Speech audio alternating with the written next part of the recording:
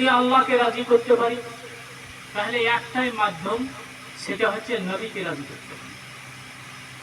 ভালো করে খেয়াল রাখবেন, নবী আমার সমস্ত জায়গায় আপনার জন্য লঙ্ঘায়মান থাকবেন। যেইগুলো সব থেকে মারাত্মক মারাত্মক জায়গা, সেই সমস্ত জায়গাতে রহমতুল লিল আলামিন সফেল মদনবী হুজুর সৈয়দ আলম সাল্লাল্লাহু তাআলা আলাইহি ওয়াসাল্লাম আমরা গুনাহগারের উম্মতের জন্য অপেক্ষা করবেন, দাঁড়াইয়ে থাকবেন যে তিনাদেরকে আমি সুপারিশ করি, স্বর্গ নিয়ে যাওয়ার ব্যবস্থা করে দিতে পারি। আজ ভালো করে চিন্তা করবেন, যে নবী আমার কবরে গিয়ে আমাদের জন্য আল্লাহ তাবারাক ওয়া তাআলার কাছে প্রার্থনা করছে, দুনিয়ার বুকে প্রার্থনা করছে, আল্লাহ তাবারাক ওয়া তাআলা খাস মেহমান, আল্লাহ তাবারাক ওয়া তাআলা খাস মেহমান। 1 লাখ মোটাম করে 2 লাখ 24,000 পয়গম্বরকে কাউকে এমন জায়গা নসিব করেন নাই যেই জায়গা আপনারও আমার রহমতুল লিল আলামিন সফিল মদনবী হুজুর সৈয়দ আলম সাল্লাল্লাহু তাআলা আলাইহি ওয়াসাল্লামকে সেই জায়গা দান করেছেন। কোন জায়গা? যেইখানে গিয়ে আল্লাহ তাবারাক ওয়া তাআলার দরবারে আমাদের জন্যই প্রার্থনা। দুনিয়া থেকে সেই জায়গায় যাবে, তাও আমাদের জন্যই প্রার্থনা।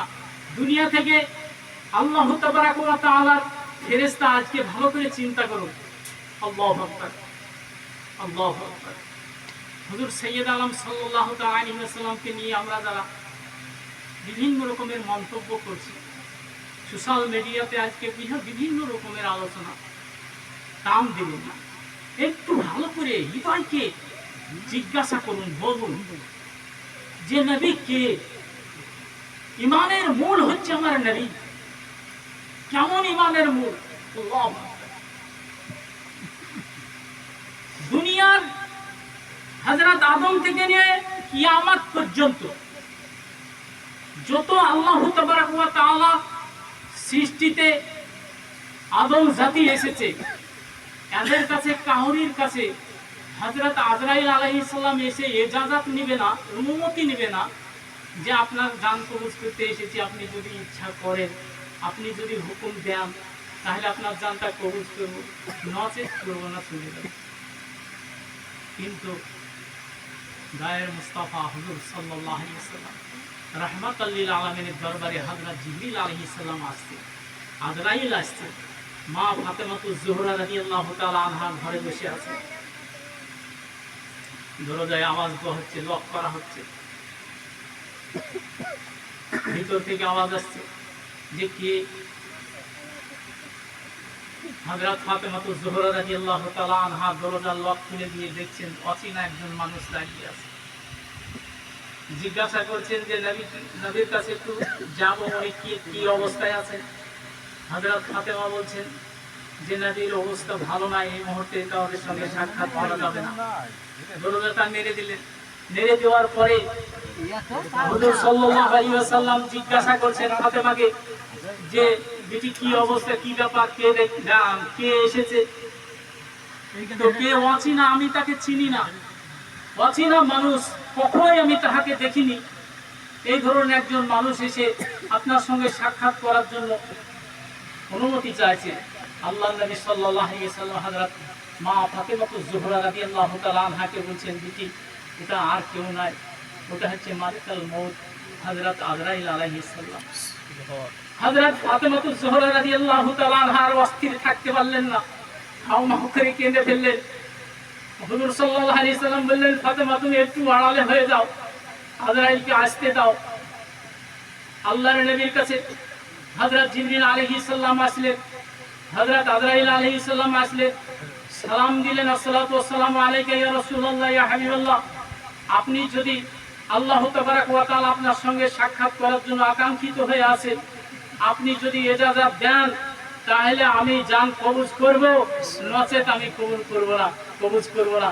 আল্লাহর নবী সাল্লাল্লাহু আলাইহি সাল্লাম বললেন যে আমি যদি হুকুম না দিই, আজরাইল বলছেন ইয়া রাসূলুল্লাহ, ইয়া হাবিবাল্লাহ, আল্লাহ বলেছেন যে আপনি যদি ইজাজত না দেন, হুকুম না দেন, আপনার জান আমি কবজ করতে পারবো না, আর যদি আপনি হুকুম দেন তাহলে আমি কবজ করব।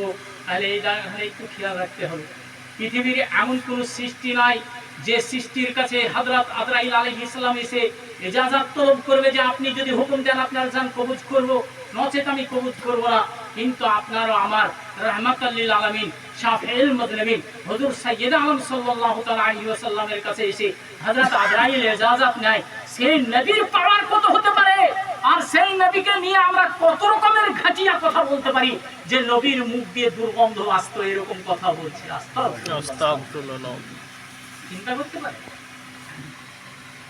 যে নবী ওযু করতে বসলে আল্লাহু আকবার, ওযু করতে বসলে সাহাবীরা চারিদিকে ঘিরে নিতেন আর ওযুর পানি কুল্লি করা পানি ফেলতেন, সকলে হাত পেতে নিয়ে আপনার চেহারাতে মালিশ করতেন, শরীরে মালিশ করতেন, তিনারা বরকত হাসিল করতেন যে আমরা যদি মুস্তাফার এই কুলি করা পানিটা আমাদের শরীরে মেখে নিই, আমাদের চেহারায় মেখে নিই, এই চেহারা কখনো জাহান্নামে পুরাতে পারে না। বলুন সুবহানাল্লাহ। এ আশা ছিল, এ তিনাদের নিয়াত ছিল, এ তিনাদের তামান্না ছিল।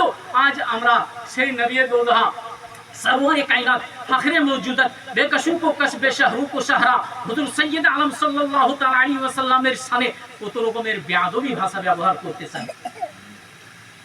ভালো করে চিন্তা করবেন, সোশ্যাল মিডিয়ার আসিকে যারা বক্তব্য শুনুন মানা নাই, কিন্তু বক্তব্য শোনার মধ্যে ইশক কার মধ্যে আছে, মুহাব্বতে রাসূল কার মধ্যে আছে, তাদের বক্তব্যগুলো গ্রহণ করুন আর বাকিগুলোকে ছেড়ে দেন, নাহলে আপনার ঈমান নষ্ট হয়ে যাবে। ভালো করে একটা চিন্তা করবেন, শেষ জামানায় আমরা যখন মরে যাই, মানুষ যখন মারা যায়, মারা যাওয়ার পরে গোসল করিয়ে কাফন দিয়ে জানাজা পড়ানোর পরে কবরে যখন রাখা হয়, কবরে রাখার পরে আমরা যখন চলে আসি, 40 ধাপ একজন মানুষ হাঁটার পরে সঙ্গে সঙ্গে একজন ফেরেশতা আসে। সে ফেরেশতা আসার পরে তাকে আপনার তোলা হয়, জিন্দা করা হয়, করানোর পরে বসানো হয়, বসানোর পরে বলা হয় যে তুমি দুনিয়ার বুকে যাহা কিছু করিয়াছো তুমি লিখে দাও। এবার সে বলবে ফেরেশতাকে যে আমার কাছে কালিও নাই, কলমও নাই, তারপরে আপনার কি বলে খাতাও নাই, কাগজও নাই, লিখো কিসে? বলবেন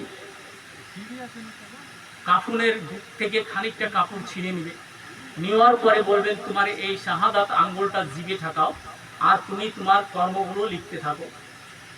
আল্লাহর কুদরতটা কারিশমা দেখো।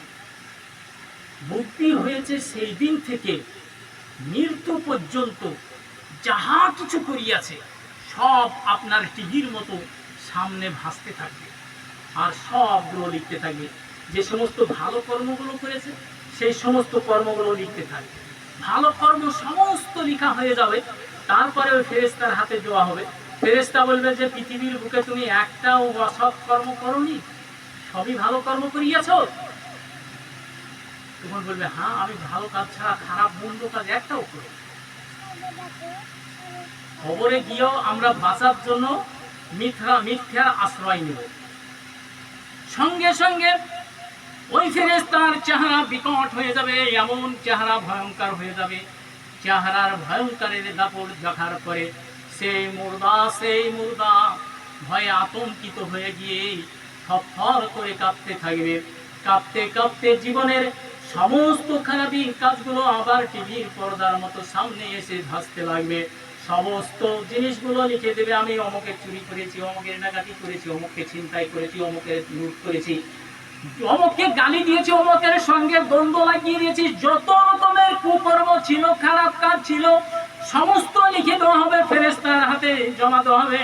ফেরেশতা দেখে নেবে যে না ঠিক লিখেছে, সঙ্গে সঙ্গে ওই কাপড়ের কাগজটাকে আপনার জড়িয়ে গলায় তাবিজ করে দিয়ে গলায় ঝুলিয়ে দিয়ে ফেরেশতা চলে যাবে। বলুন তো বাঁচার আশা থাকবে? বাঁচার একটা আশা আছে, বাঁচার একটাই আশা হবে। সেদিন ফেরেশতা আসবে, মুনকার আর নাকির, দুইজন ফেরেশতা আমরা সকলেই জানি, ইনাদের নাম আমরা সকলেই শুনেছি। তিনারা আসার পরে 3টা প্রশ্ন করবে। যে 3টা প্রশ্ন করবে আমাদের সকলের জানা। আমাদেরকে আল্লাহ নবী সাল্লাল্লাহু তাআলা আলাইহি ওয়াসাল্লাম বলে দিয়েছেন যে কবরে যে তিনটে প্রশ্ন হবে তার উত্তর কি তাও শিখিয়ে দিয়েছেন। নবী দো জাহান সরওয়ারে কায়নাত সাল্লাল্লাহু তাআলা আলাইহি ওয়াসাল্লাম আমাদের ভালোর জন্য, আমাদেরকে পার করানোর জন্য, আমাদেরকে সঠিক জায়গায় পৌঁছানোর জন্য প্রশ্নগুলা উত্তর না বলে দিতে পারতেন, কিন্তু না বলে দিয়েছেন। ফেরেশতা এসে জিজ্ঞাসা করবে তোমার আল্লাহকে, তুমি বলো মান রব্বুকা, তোমার রবকে। যে মুমিন বান্দা হবে, যে আল্লাহ ভীরু বান্দা হবে, দুনিয়ার বুকে সৎ কাজ করে গেছে, ভালো কাজ করে গেছে, তার জবান থেকে বের হয়ে আসবে রব্বি আল্লাহ, আমার আল্লাহ হচ্ছে রব্বুল আলামিন, এক ওয়াহদাহু লা শারীকা লাহু। দ্বিতীয় প্রশ্ন এইখানে আমরা ভালো করে একটু চিন্তা করব, একটু ধ্যান দিয়ে শুনব। আল্লাহু তাবারাক ওয়া তাআলার বান্দা আমরা, পৃথিবীর বুকে এইরকম সিস্টেমের মানুষ বের হয়েছে যে মুসলমান, সব ভাই ভাই মুসলমান হলি সকলে জান্নাতি হয়ে যাবে, এ কথাটা সম্পূর্ণ ভুল। এই তিন প্রশ্নের মধ্যে এসে যাবে। ভালো করে দেখবেন, যখন আমি বলবো রব্বি আল্লাহ, আমার আল্লাহ হচ্ছে ওয়াহদাহু লা শারীকা লাহু, এক আল্লাহ, প্রশ্ন এইখানে সমাপ্ত হয়ে যাওয়ার কথা ছিল যে আমরা মুসলমান ভাই ভাই, তাহলে যারা মুসলমান তারা আল্লাহকে মানে, দ্বিতীয় কাউকে মানে না, বুত পূজা করে না, শিরিক কাজ করে না, চন্দ্রকে সেজদা করে না, গাছকে সেজদা করে না। নিশ্চয় বোঝা গেল, ফেরেশতারা বুঝতে পারতো যে এরা এ আল্লাহওয়ালা, আল্লাহ মাননেওয়ালা। কিন্তু না না, ফেরেশতারা বুঝতে পেরেছে, এটাই জানতে পেরেছে। দ্বিতীয় প্রশ্নের কারণটা হলো এই যে আল্লাহকে মাননেওয়ালা খ্রিস্টান আছে, আল্লাহকে মাননেওয়ালা ঈসাই আছে, আল্লাহকে মাননেওয়ালা বৌদ্ধরা আছে, অতএব আল্লাহ মাননেওয়ালা মুসলমানও আছে। আর একটা প্রশ্ন করা যাক, সঠিক ক্লিয়ারটা আছে কিনা দেখা যাক। আবার দ্বিতীয় প্রশ্ন করা হবে, মা দিনুকা, তোমার ধর্ম কি ছিল, তুমি কোন ধর্মের অবলম্বী ছিলে। প্রশ্নের উত্তর হবে দ্বীনুল ইসলাম, আমি ইসলাম ধর্মের ইসলাম ধর্ম পালনেওয়ালা ছিলাম, মাননেওয়ালা ছিলাম।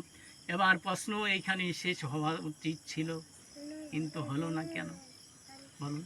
আমরা যে মুসলমান বললেই পার, তাহলে তো এখানেই শেষ হয়ে যাওয়ার কথা ছিল, কিন্তু হলো না কেন? ভালো করে লক্ষ্য করতে হবে যে দ্বীনুল ইসলাম, আমি মুসলমান, আমি ইসলাম ধর্মে মাননেওয়ালা, তাহলে এখানেই প্রশ্ন শেষ হয়ে যাওয়ার কথা ছিল, কিন্তু হলো না কেন? হলো না কারণ হচ্ছে ইসলাম ধর্ম মাননেওয়ালা বহুত রকমের আছে, এর মধ্যে ৭৩টা ফেরকা রয়েছে। অতএব কোনটা মুসলমান সঠিক, এটাকে যাচাই করার জন্য, এটাকে সার্টিফাই করার জন্য ফেরেশতারা তৃতীয় প্রশ্ন রাখলেন। তৃতীয় প্রশ্নটা ছিল এই যে আল্লাহু তাবারাক ওয়া তাআলার নবী হুজুর সাইয়্যিদ আলম সাল্লাল্লাহু তাআলা আলাইহি ওয়াসাল্লাম রাহমাতাল লিল আলামিন শাফিউল মুযনিবিন, হুজুর সাইয়্যিদ আলম সাল্লাল্লাহু তাআলা আলাইহি ওয়াসাল্লাম প্রতিটা মুমিনের কবরে উপস্থিত থাকবেন, আর ফেরেশতা লক্ষ্য করে বলবেন যে ইনার সম্বন্ধে তুমি দুনিয়ার বুকে কি বলাবলি করতে বলো। মা কুনতু তাকুনু ফি শানে হাযার রাজুল, এই ধরনের ভাষাটা এসছে আমি, যে তোমার সম্মুখে যে দাঁড়াইয়ে আছে, তাহলে এতে বোঝা গেল সম্পূর্ণ এটাই যে প্রতিটা মুমিনের কবরে মুস্তাফা হাজির থাকবেন, আর ফেরেশতা লক্ষ্য করে বলবেন মুনকার ও নাকির যে মা কুনতু তাকুনু ফি শানে হাযার রাজুল, এনার সম্বন্ধে তুমি দুনিয়ার বুকে কি বলাবলি করতে, ইয়া রাসূলুল্লাহ বলতে, ইয়া হাবিবাল্লাহ বলতে, ইয়া নবী আল্লাহ বলতে, নবীর প্রতি দুরূদ পড়নেওয়ালা ছিলে, না নবীকে আমার মতো বলনেওয়ালা ছিলে, না নবীকে মরে মাটির সঙ্গে মিশিয়ে গেছে বলনেওয়ালা ছিলে, না নবীরও যা আমিও তা এরকম বলনেওয়ালা ছিলে। এইখানে ইমানের যা সার্টিফাই হবে, এইখানে সার্টিফাই হবে যদি সঠিক আমরা নবীর প্রতি ভক্তি, মহব্বত, শ্রদ্ধা, ইমান মজবুত রেখে থাকি, আমরা যদি সত্যি আল্লাহু তাবারাক ওয়া তাআলার ফরমান মোতাবেক চলতে ওই রকমে থাকি, কুল ইন কুনতুম তুহিব্বুনাল্লাহ ফাত্তাবিউনি ইউহিব্বুকুমুল্লাহ ওয়া ইয়াগফির লাকুম যুনুবাকুম ওয়াল্লাহু গফুরুর রহিম। আল্লাহ তাবারাক ওয়া তাআলা বলেছেন, আই মাহবুব, আয় নবী, আপনি বলে দেন আমার বান্দাকে, যদি আমাকে তারা পেতে চায়, আমার সঙ্গে দোস্তি রাখতে চায়, আমার সঙ্গে ভালোবাসা রাখতে চায়, আমাকে যদি তারা পেতে চায়, তাহলে ফাত্তাবিউনি, সর্বপ্রথমে আপনার ইত্তেবা করুক, সর্বপ্রথমে আপনাকে ভালোবাসুক, সর্বপ্রথমে আপনার সঙ্গে দোস্তি রাখুক, আপনাকে আপনার মতো করে মেনে নেক, আমি রব্বুল আলামিন তাকে কবুল করে নিব। শুধু কবুল করে নিব না, জীবনের আগেকার এবং পরেকার সমস্ত গুনাহ মাফ করে দিয়ে আমি মাসুম বানিয়ে দেব। সুবহানাল্লাহ, সুবহানাল্লাহ। এই মোহাব্বতের যতক্ষণ পর্যন্ত আপনি না আসবেন, কবরে গিয়ে নবীকে তখন চিনতে পারবেন না। কবরে গিয়ে নবীকে চিনতে পারবেন না। নবীকে দেখার পরেও বলবেন যে ইনি আমার নবী না, ইনাকে আমি চিনতে পারছি না। ফেরেশতারা বুঝে নেবে যে এরা দ্বীনুল ইসলামের মধ্যে ৭২-এর এরা, একের মধ্যে নয় ৭৩-এর মধ্যে এক যাবে জান্নাতে আর ৭২ যাবে জাহান্নামে। ফেরেশতা বুঝে নেবে যে এই ৭২-এর দল। আল্লাহ তাবারাক ওয়া তাআলা ফেরেশতাদেরকে ডেকে নেবে, ফেরেশতা তোমরা চলে আসো, আমি এবারে দেখে দিচ্ছি। আযাবের ফেরেশতাকে পাঠিয়ে দিবে কবরে, জাহান্নামের সিড়কি লাগিয়ে দিবে, জ্বালাও একে কিয়ামত পর্যন্ত। এখানে হুশ করতে হবে। যদি আমরা ওই রকম সোশ্যাল মিডিয়ার আপনার খবরে, আপনার কি বলে, আপনার মোবাইলের ওয়াজের মধ্যে ওই রকম এসে যায় যে নবী মরে মাটির সঙ্গে মিশিয়ে গেছে, নবী সিস্টপ্যাক ছিল, আল্লাহু আকবার, আস্তাগফিরুল্লাহ, আস্তাগফিরুল্লাহ। হযরত আলীর শানে বলে এরকম মহব্বতওয়ালা লোক আছে গো, এই মাহফিল আছে।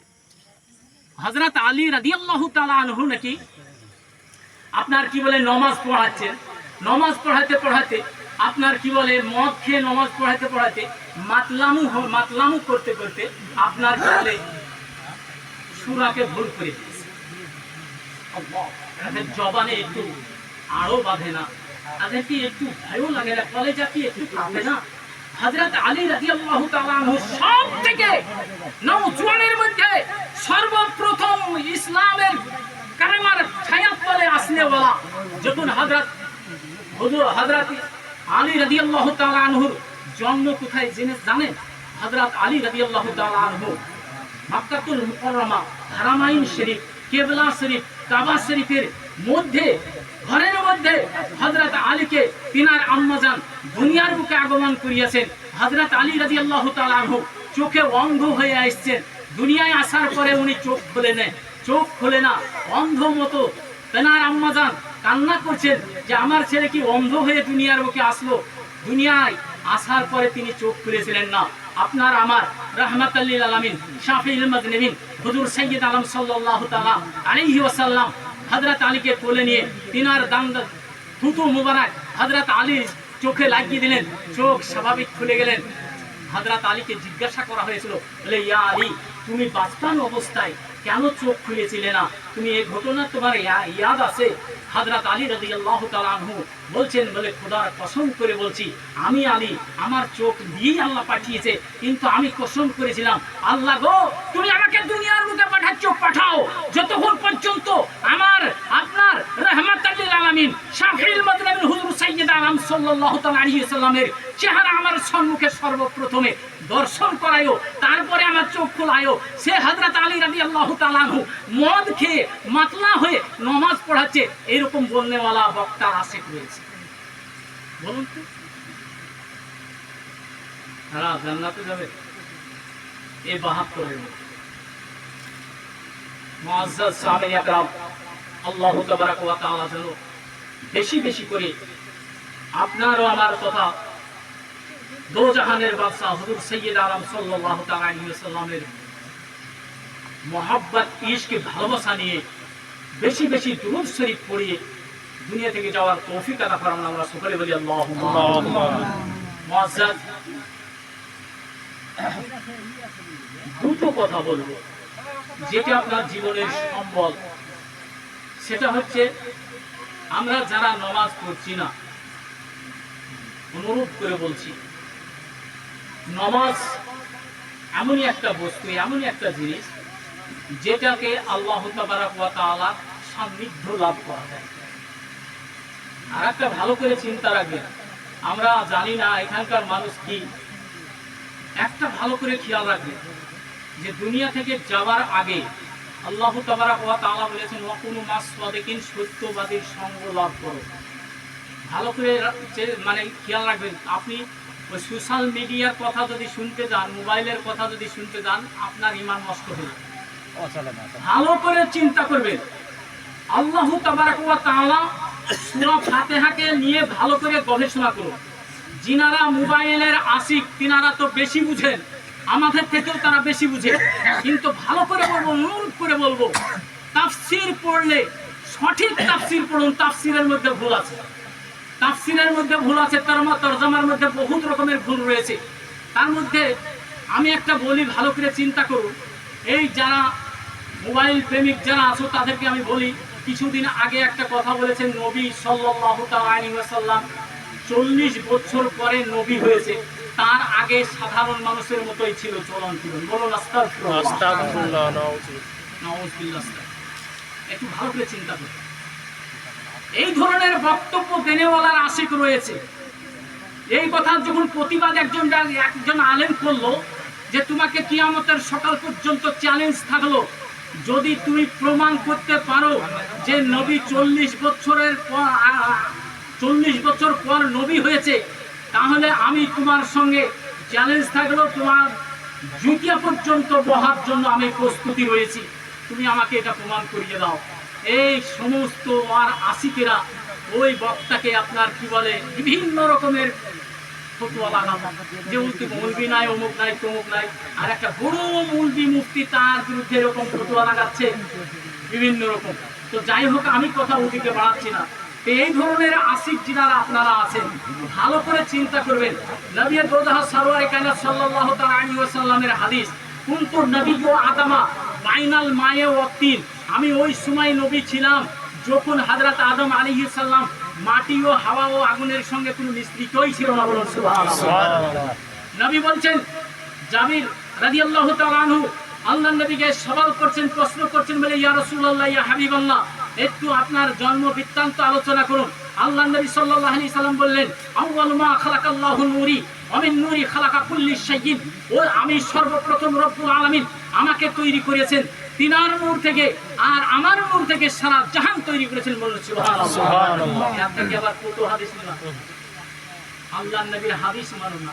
কুরআন বলছে যে কাদ যাকুম মিনাল্লাহি নূরুন ওয়া কিতাবুম মুবিন, আমি দুনিয়ার বুকে আমার মুস্তাফাকে পাঠিয়েছি নূর হিসাবে, আর তার সঙ্গে গাইড হিসাবে পাঠিয়েছি কোরআন শরীফ। তাহলে তুমি এর থেকে আর কি প্রমাণ দেবা? তাতেও বলছে যে সব জাল।